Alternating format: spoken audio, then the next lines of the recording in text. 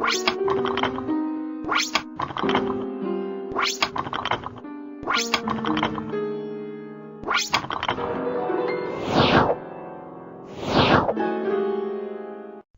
to the lesson on polynomials in one variable.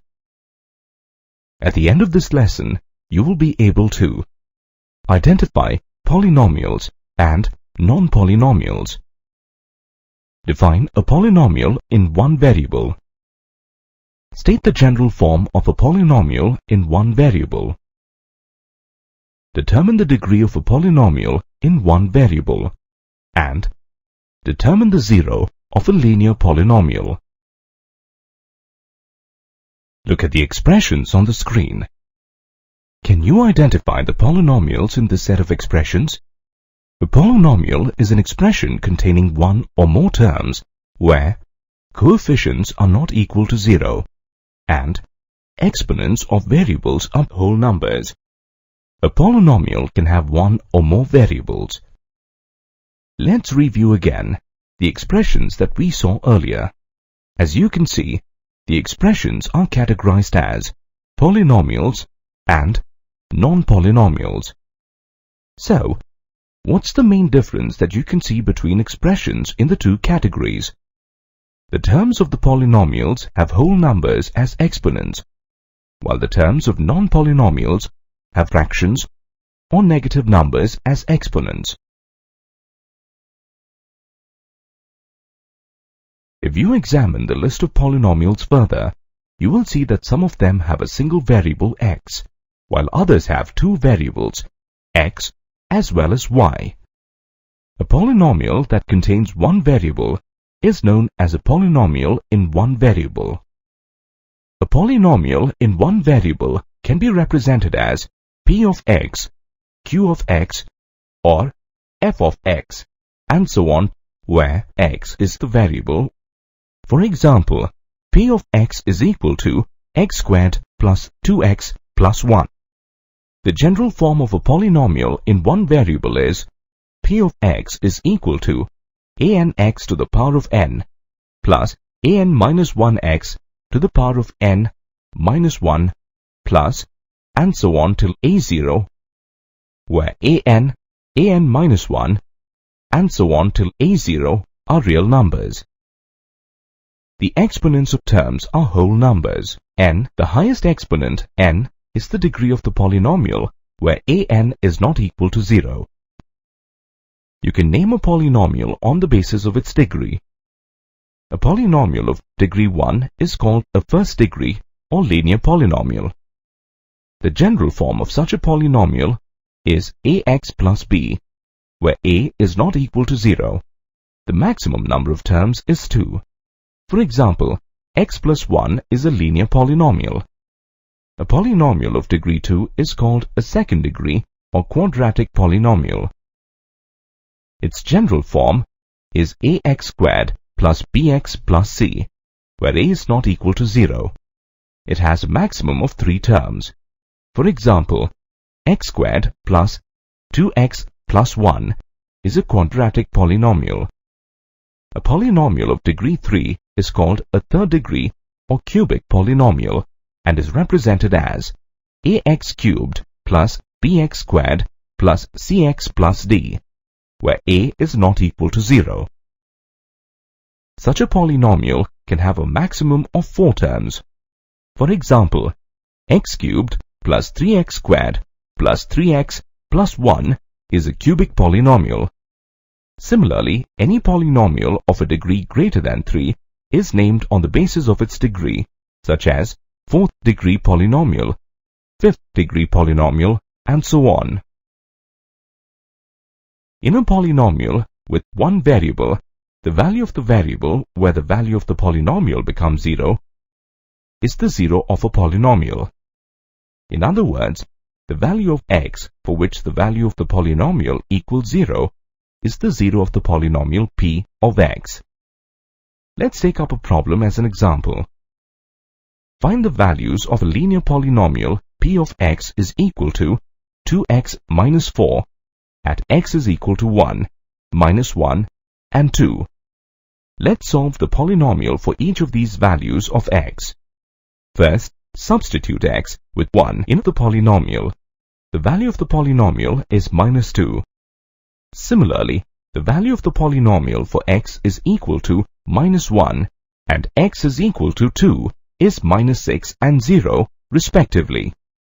In this example, the value of the polynomial is 0 when x is equal to 2.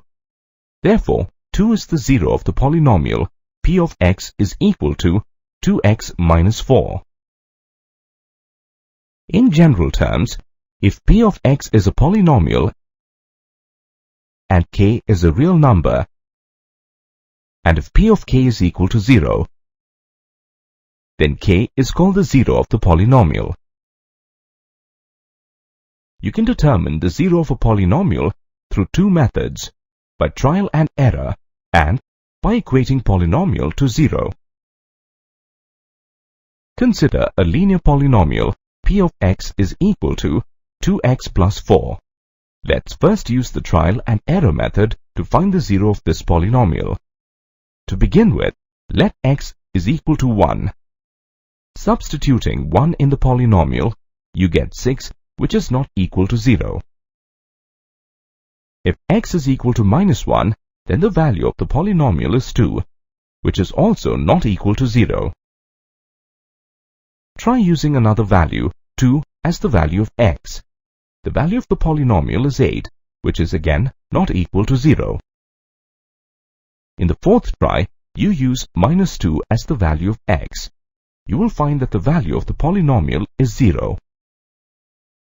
Thus, using the trial and error method, you can determine that the 0 of the given polynomial is -2.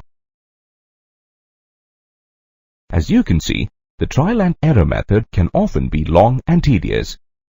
An easier way to determine the 0 of a polynomial by using the other method, that is, equating the polynomial to 0. In this method, you can find the 0 of the polynomial P of x is equal to 2x plus 4 by taking x as the subject. Thus, P of x is equal to 2x plus 4. P of x is equal to 0. Thus, the value of the polynomial 2x plus 4 is equal to 0. On solving, you get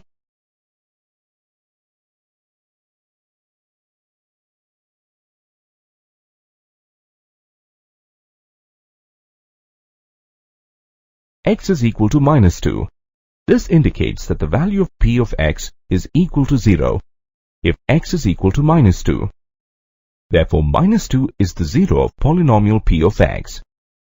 Thus, you can obtain 0 of a polynomial by equating it to 0. Here is a simple problem that involves division. John has 7 apples.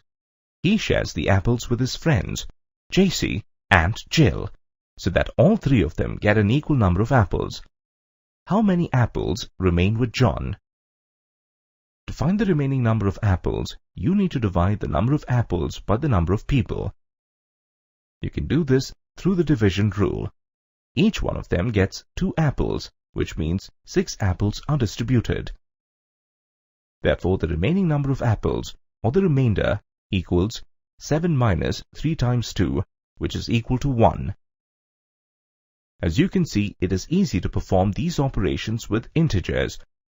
However, if the number of apples and recipients were polynomials, such as 8x squared minus 3x plus 5 and x minus 2, then the remainder can be calculated quickly and easily by using a theorem called the remainder theorem. Welcome to the lesson on remainder theorem. At the end of this lesson, you will be able to state the remainder theorem, verify the remainder theorem, and apply the remainder theorem. The remainder theorem states that if P of x is a polynomial in x and P of x is divided by x minus a, then the remainder is P of a. Let's now see how we can verify this theorem. It is given that the dividend is equal to P of x and the divisor is equal to x minus a. Let the quotient be q of x and the remainder be r, On the basis of the division rule, you can derive the equation P of x is equal to x minus a times q of x plus r. This equation is true for all real values. Therefore, if we assume x is equal to a, then P of a is equal to a minus a times q of a plus r. On solving, you get r is equal to P of a. Let's now apply the theorem to solve our problem. In the problem given at the beginning of this lesson, the dividend is equal to 8x squared minus 3x plus 5, and the divisor is equal to x minus 2. Let P of x is equal to 8x squared minus 3x plus 5. Now, according to the remainder theorem, if P of x is a polynomial in x and P of x is divided by x minus a, then the remainder is P of a. Therefore, in this problem, the remainder r is P of 2. If you replace x with 2 in the polynomial P of x, you get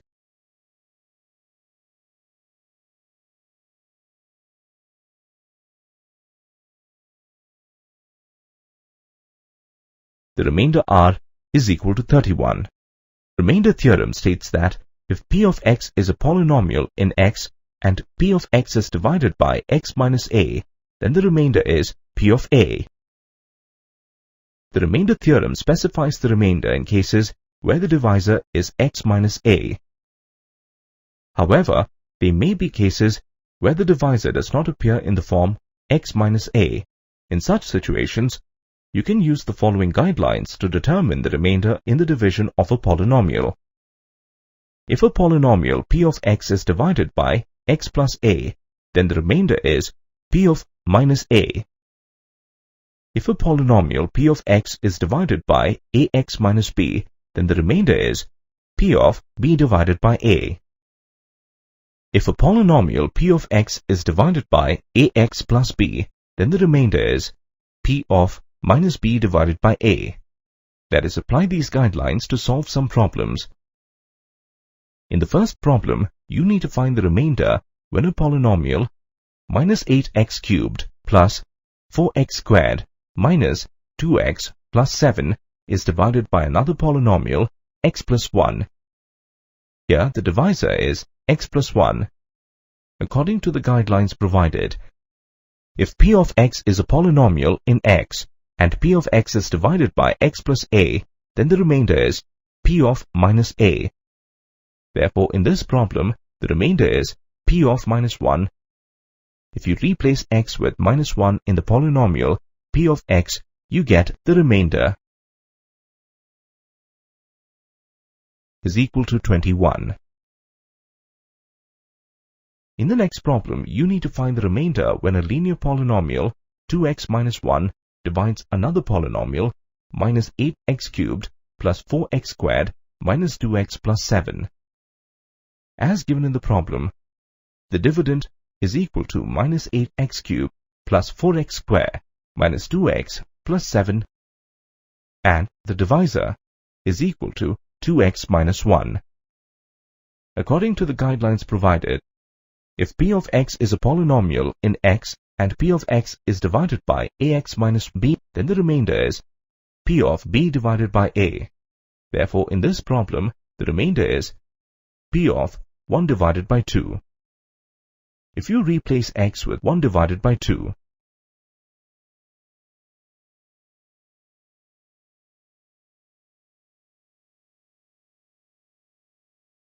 in the polynomial P of x, you get the remainder is equal to 6. Consider another problem where you need to find the remainder if a linear polynomial 2x plus 1 divides another polynomial minus 8x cubed plus 4x squared minus 2x plus 7. According to the problem, the dividend is equal to minus 8x cubed plus 4x squared minus 2x plus 7, and the divisor is equal to 2x plus 1. According to the guidelines provided, if P of x is a polynomial in x and P of x is divided by ax plus b, then the remainder is p of minus b divided by a. Therefore, in this problem, the remainder is p of minus half. If you replace x with minus half in the polynomial p of x, you get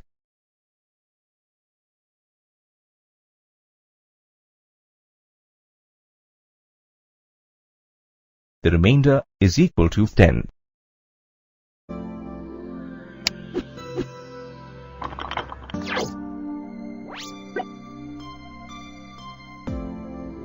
Welcome to the lesson on factor theorem. At the end of this lesson, you will be able to state the factor theorem and apply it to factorize polynomials.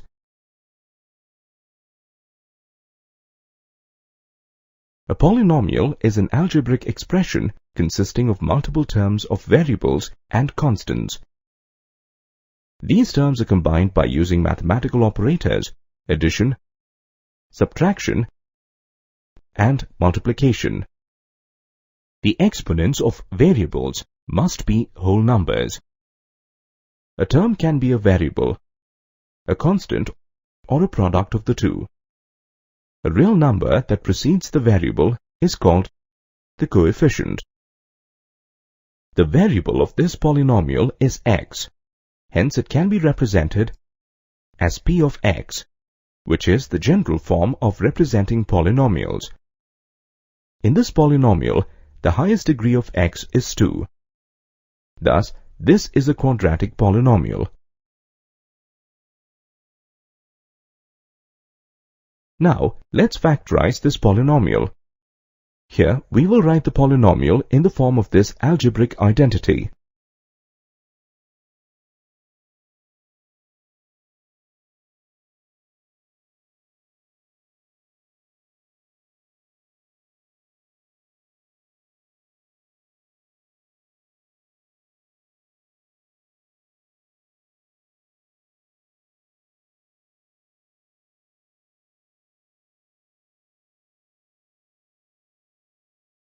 This method of factorization of a polynomial is also known as splitting the middle term. The factors of this polynomial are x minus 2 and x minus 3. Now, we'll substitute x equal to 2 in the polynomial.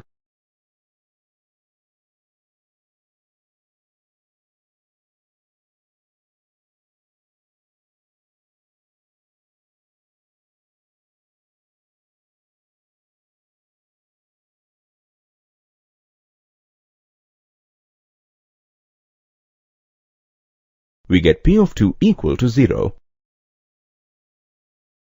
Similarly, we'll substitute x equal to 3 in the polynomial.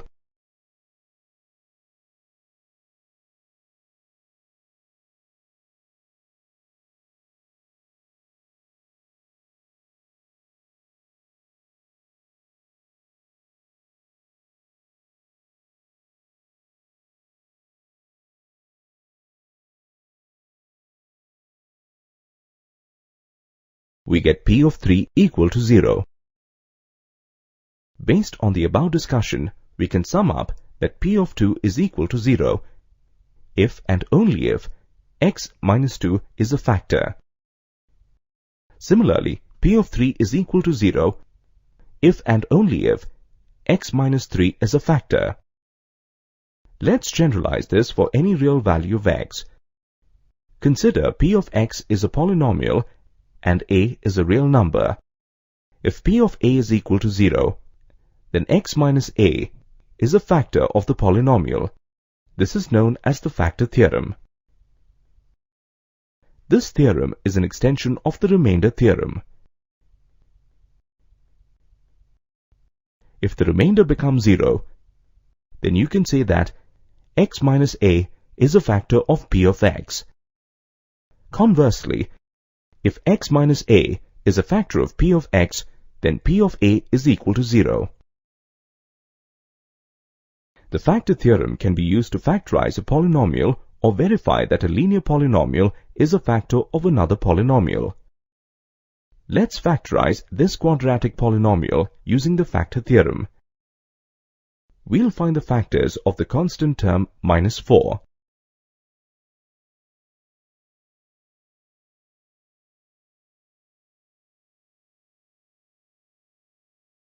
Next, we'll substitute the factors in the polynomial.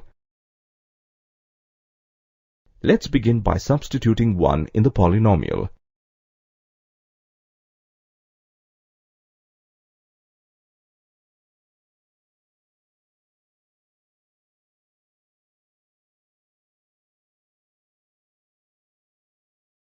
Here, the polynomial becomes 0.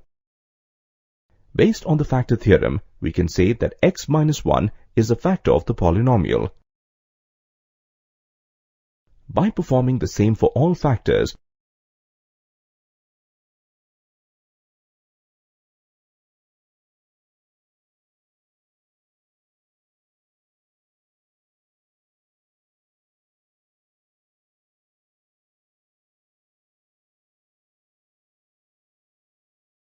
we get p of minus 4 is equal to 0. Therefore, x plus 4 is also a factor of p of x. This can also be obtained by dividing the polynomial by x minus 1. The obtained linear polynomials are the factors of the quadratic polynomial.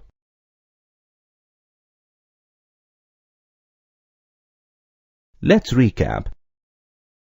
The factor theorem states that p of x is a polynomial and a is a real number. If p of a equals 0, then x minus a is a factor of p of x. The converse is also true.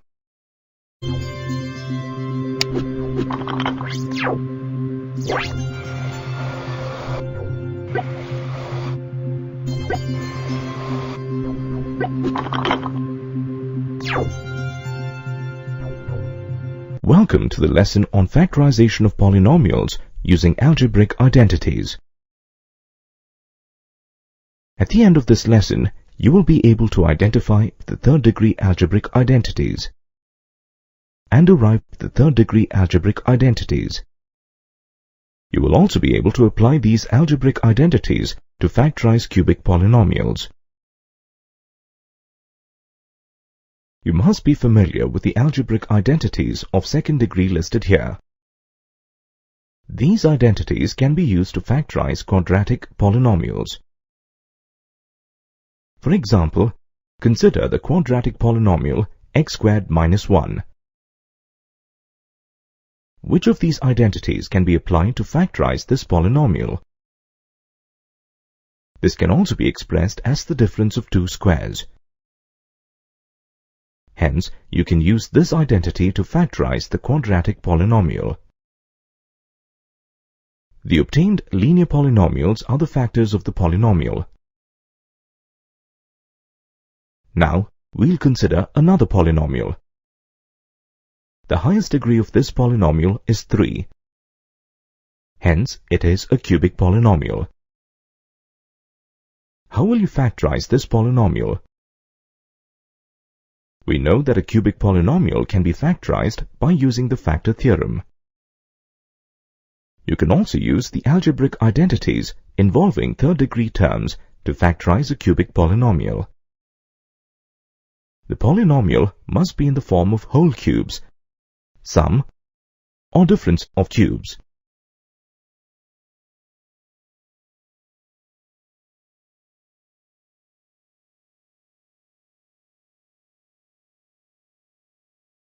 Let's derive the first identity. We'll consider the left-hand side of this identity.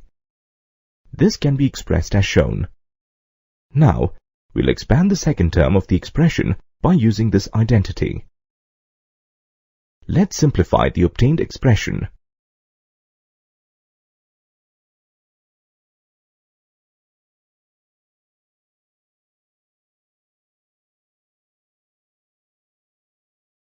This is the first identity. This identity can also be expressed as the sum of two cubes.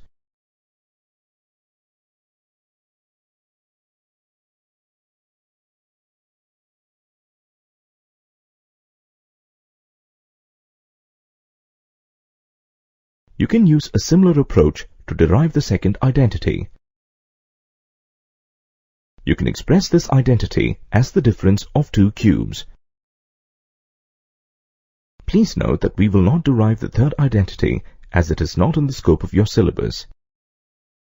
However, please remember this identity.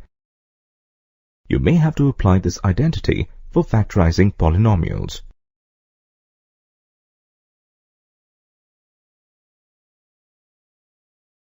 Let's go back and review the cubic polynomial that we have to factorize. We'll rearrange the polynomial.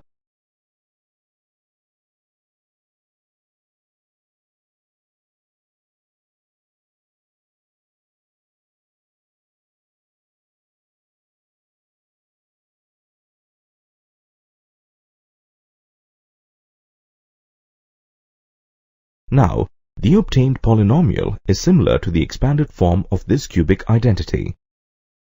Let's compare the polynomial with the identity. Hence, the polynomial can be expressed in this form. The factors of the polynomial are shown. Let's recap. The cubic polynomials can be factorized by using the following algebraic identities involving third-degree terms.